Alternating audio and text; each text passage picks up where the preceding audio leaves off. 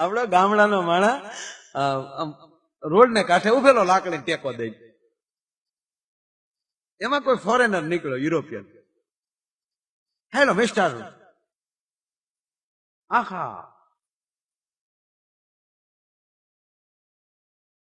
પછી એને અંગ્રેજી, મને નથી આવડતું એનું અંગ્રેજી શું થાય, અહીંથી ફલાણું ગામ જે સિટી છે કેટલા કિલોમીટર કેટલા માઇલ દૂર છે એમ પૂછતો.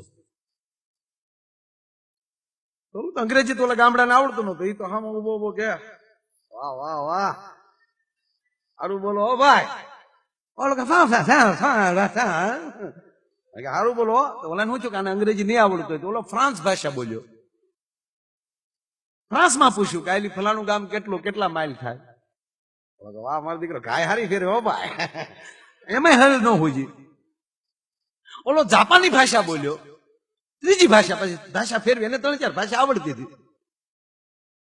ઓલા ને એમાંય ટપ્પો ન પડ્યો. ઓલે છેલ્લે એમ થયું ભારતની નજીક ચીન છે તો એ ચાઇનાની ભાષા બોલે, ચકમક ચાકે ચાંપાચ ચમક કઈ,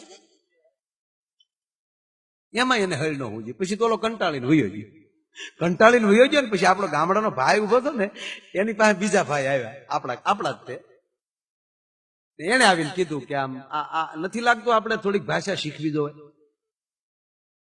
બોલો કે કેમ? અરે કે આ બિચારો કેટલી આપણે સામો ભાષા બોલ્યો, એખાદી ભાષા આપણે સમજાણી હોત તો કેવી મજા આવે.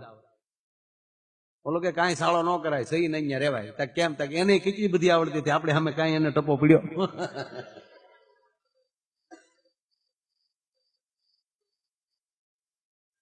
એટલે આપણે જ્યાં સહી ને બરાબર.